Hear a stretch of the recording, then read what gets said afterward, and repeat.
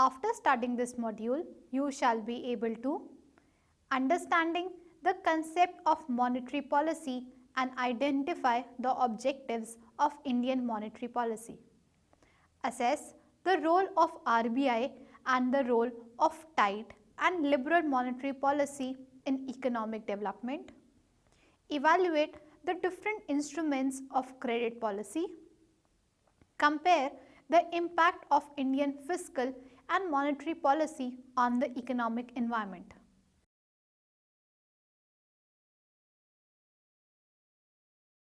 Let us understand the concept of monetary policy and identify the objectives of Indian monetary policy.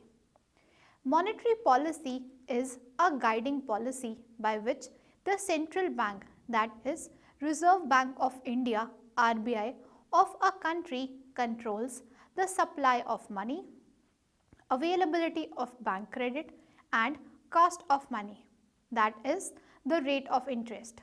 It is one of the tools to control money supply in our economy. Monetary policy is the macroeconomic policy laid down by the central bank. It involves administration of money supply and interest rate. It is used by the government of a country to achieve macroeconomic objectives like inflation, consumption, growth and liquidity. The RBI implements the monetary policy through open market operations, bank rate policy, reserve system, credit control policy, moral persuasion and through many other instruments. All this will make changes in the interest rate or the money supply in the economy. Monetary policy can be expansionary and contractionary in nature. Increasing money supply and reducing interest rates indicate an expansionary policy. The reverse of this is a contractionary monetary policy. Objectives of monetary policy. In any economy, the main objective of monetary policy is to regulate the demand and supply of money. It aims to stabilize the prices of goods and services in an economy. Monetary policy regulates the use of money. It also brings institutional changes in the financial sector of the economy. Following are the main objectives of monetary policy in India. First, stable growth. Monetary policy aims to control the supply of money in such a way so that it is enough to meet the demands for funds by people. Attempts are made to keep the resource at such level so that there is stability of prices plus growth in the economy. Second, development of financial stability. A stable economy is the one which is not much affected by the ups and downs of the market. The economy which can bear the shocks of depression and recession period is a strong one. These shocks are not good for any financial system. It is the duty of RBI to take care of these things and always work to maintain the financial stability of the economy. Third, attention to priority sectors of the economy. The main aim of any monetary policy is to ensure that all the people, all the sectors, all the manufacturing and producing sector requirements of money must be met on time. RBI in a country constantly makes efforts to provide timely and adequately credit at affordable cost of weaker sections and low income groups.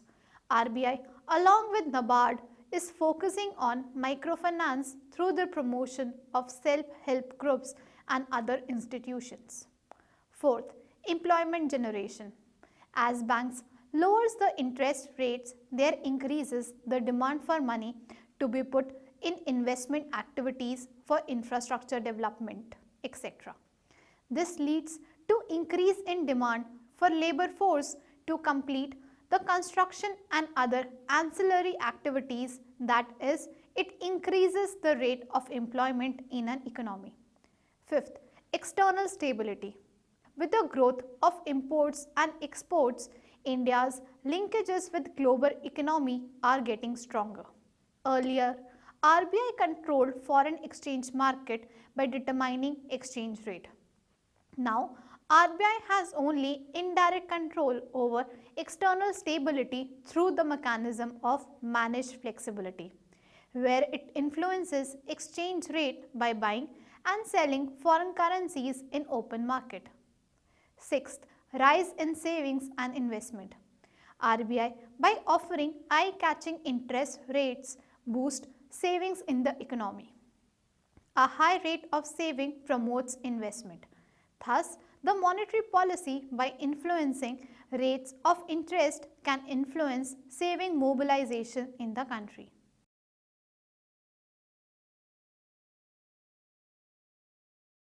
Let us now assess the role of RBI and the role of tight and liberal monetary policy in economic development.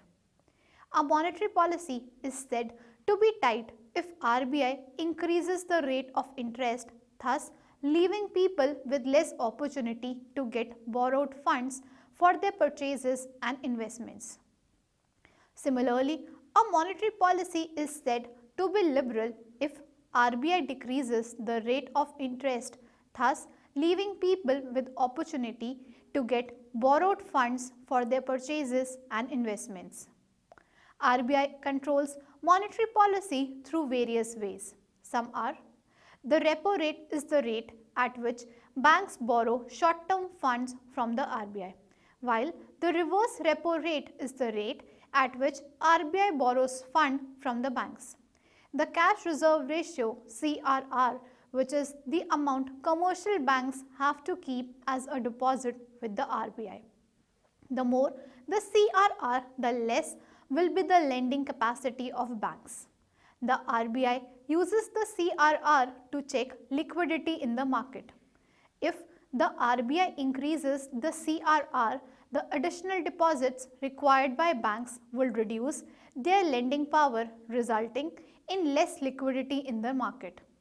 The fact the RBI did not adjust the CRR when it increased repo rates is a clear indicator they are anxious to maintain liquidity, money supply to keep stability in the market. So, we can see that whether RBI measures a tight or liberal policy has a direct impact on the economic development of our country because it affects the availability of funds with public.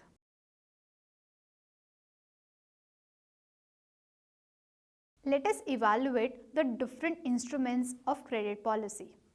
RBI has quantitative and qualitative measures to influence the money supply and demand in the economy. The qualitative and general measures in affects the volume of credit, while qualitative measures the selective or particular use of credit. Now, we will discuss about quantitative measures. The first is bank rate. The bank rate is the rate at which RBI rediscounts the approved bills held by commercial banks. For controlling the credit, inflation and money supply, the RBI changes the bank rate in the economy. The second is open market operations. It refers to direct sale and purchase of securities of government in the open market to control the volume of credit. To reduce the volume of credit, these securities are sold in the market, whereas to increase the amount of money supply, these securities are brought from the market. The third is cash reserve ratio.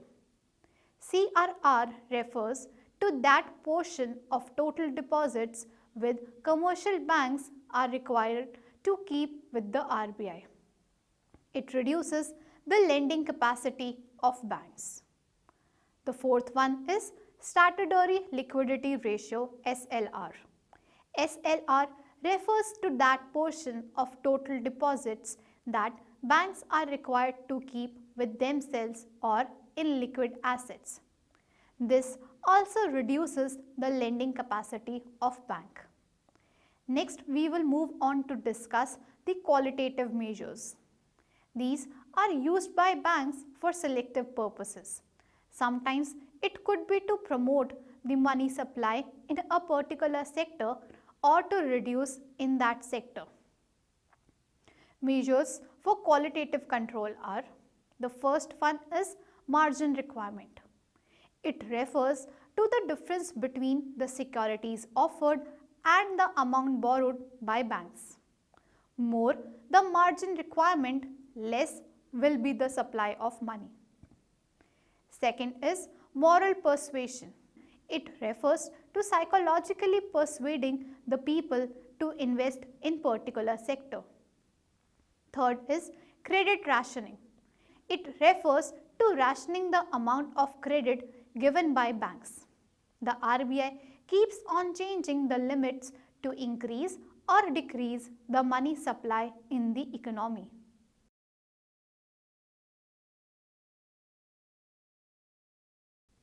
We shall now compare the impact of Indian fiscal and monetary policy on the economic environment.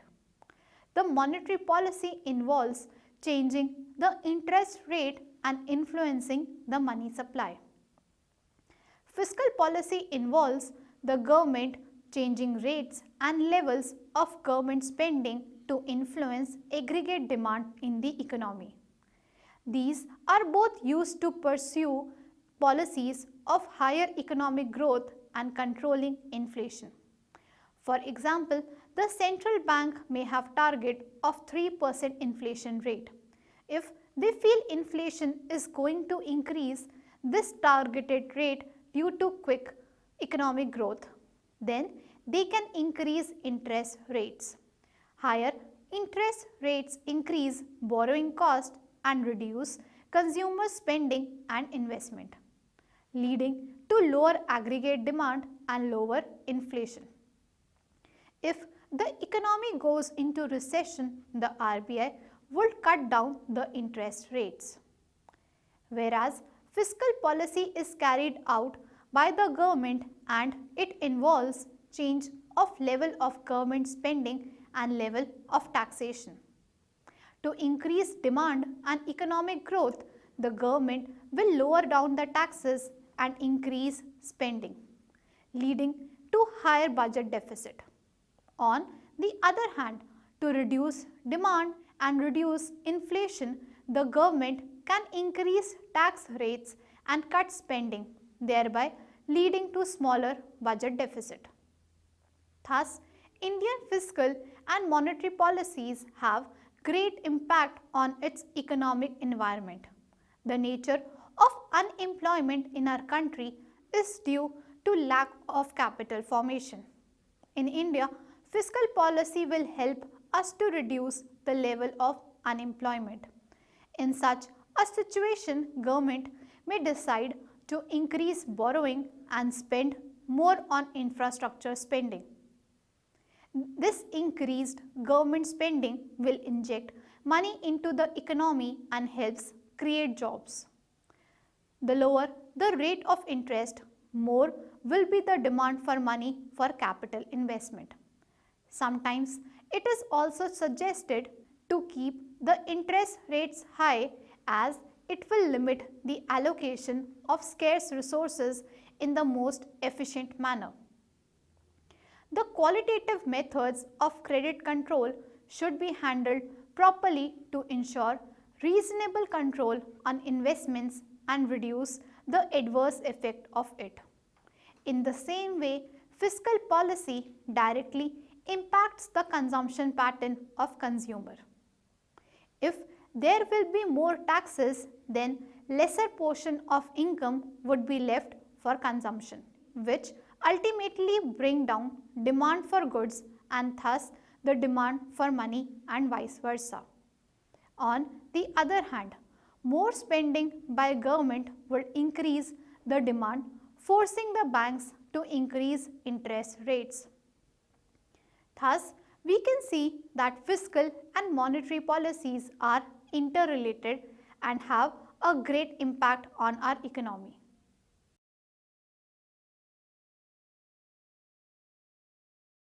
let us summarize what we have discussed so far.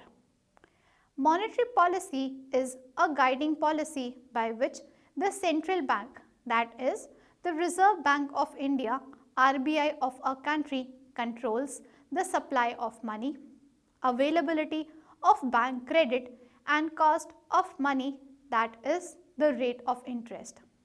It is one of the tools to control money supply in our economy. The RBI implements the monetary policy through open market operations, bank rate policy, reserve system, credit control policy, and moral persuasion, and through many other instruments. All this will make changes in the interest rate or the money supply in the economy.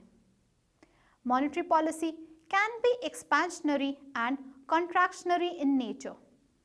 Increasing money supply and reducing interest rates indicate an expansionary policy. The reverse of this is a contractionary monetary policy. The Indian fiscal and monetary policies have great impact on its economic environment. The nature of unemployment in our country is due to lack of capital formation. In India, fiscal policy will help us to reduce the level of unemployment. In such a situation, government may decide to increase borrowing and spend more on infrastructure spending. This increased government spending will inject money into the economy and helps create jobs. Thank you.